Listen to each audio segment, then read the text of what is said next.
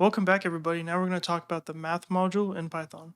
So now that we know how to create and use functions within our Python programs, we're going to see how we can utilize the math module within Python, which contains pre-made functions and other constants that you can import into your programs to use them. So right now I'm on docs.python.org. I'll have a link for this in the description below. This is where you can find the full documentation for Python itself, okay? And within Python, you have something called the standard library. So if we click library reference, this will take you to that, which contains all the information documented about the standard library. The standard library within Python is essentially a built-in toolbox of all kinds of modules for all kinds of things that you can utilize in your programs. That way you don't have to redefine everything yourself and create things from scratch yourself. So one of the modules that is in the standard library is the math module that we'll be learning about. So this math module contains all kinds of essential functions like square root, power, logarithmic stuff, factorial, all kinds of very essential functions, right? Imagine every single time you create a program that does math, you have to redefine those functions from scratch. That's kind of annoying, that's painful. So the Python language, including a standard library that includes the math module and other types of modules for all kinds of essential things that a lot of programs needs, is a huge, awesome thing that we can utilize, okay? So with that said, we're going to be taking a look at just the math module in this episode, but throughout this series, we'll be learning about all kinds of different modules that we can utilize, such as the random module, all kinds of other stuff like that. Okay, so now that we're on this page here, we just want to scroll down until we find information on the math module. We can just do Control F and search for math. And here it is, numeric and mathematical modules. We have the math module. Let's click it. Here we go. This module provides access to common mathematical functions and constants, including those defined by the C standard. But here you can essentially see in this documentation a full list of all the functions that are available from the math module. So anything that you see here, you can use in your programs. So just taking a look here, we have factorial for calculating the factorial of a number, LCM, least common multiple. You have remainder, you have truncate, is finite, check if x is neither an infinity nor a not a number. These should be more familiar here. So we have square root, we have power. You can see that for every function that we see here, there's documentation for it, which is cool. You can even click on it. This takes you to a full explanation of what it is. So this one's very simple for square root, return the square root of x. But you can see for other functions, it gives a much more detailed explanation of what the function is and how it works.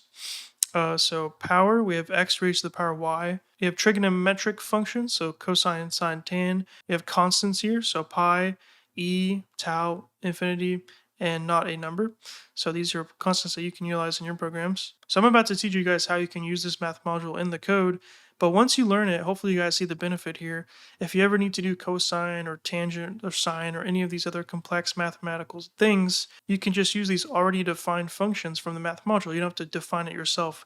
That is the whole point of the standard library and the math module, okay? And one more thing I'll mention is that anytime you're trying to do something with math and you think that there may be a math module function for it, just look it up. It'll take you to a page like this where you can view the documentation, and it will tell you what the function does if it exists, and also importantly how to use it. As we saw, everything here is documented. So it's a very good thing for you to know as a developer that the documentation exists and it's out there so you can utilize it. Okie dokie, so jumping into the code now, how can we use the math module in our programs? The simplest thing you can do is just to import math. So anytime you want to use the math module within your program, so you could do, for example, import math, and it's a very common convention to have it at the top of the program as well. Just import anything you're going to import at the top. There's some other ways you can import stuff from modules in Python, which I'll be showing you in the next episode. And once you have imported the math module, you can now utilize constants and functions in that module. So we can do print, and we can say math.py. So what this is doing is bringing in the pi constant or variable from the math module. So if we run this now, boom, we get 3.14. We can do math.e, that's a common mathematical constant. There we go, 2.718. But of course, the most useful thing that you'll be using is the function. So we can do math.square root, and it tells you return the square root of x. So we can pass in 16, that should give us 4. Yep, we get 4.0. Power, 2 to 3, so 2 to the power of 3, 8, there we go. We can do math.log, and you have log 10 as well, log 2. So those are some basic ones that you probably have heard of just in your math classes. Here's some other ones that we can take a look at. So math.ceil, which stands for ceiling. Let's go back to the documentation real quick and see what the heck that is all about. So let's find ceil. So here it is, ceil. Let's click it. Return the ceiling of x, the smallest integer greater than or equal to x. So this is under floating point arithmetic. So the idea is you pass in a floating point number and it gives you the smallest integer greater than or equal to x. Let's try it out. So we'll do something like 1.2. So the smallest integer greater than or equal to this is 2. So if we run it, we get 2. If we do 0.2, we should get 1. Nice. Let's see what happens when we do a negative number. So we'll do negative 3.2. We get negative 3. So instead of negative 4, obviously negative 3 is higher than negative 4 because it's in the negative direction. So you also have math.floor. Return the floor of x, the largest integer less than or equal to x. Okay, so it's kind of the opposite. So if we do floor of 3.2, we should get 3. There we go. We get 3. We do let's say 5.6. We get 5. Just chops it off basically. Another common one is truncate.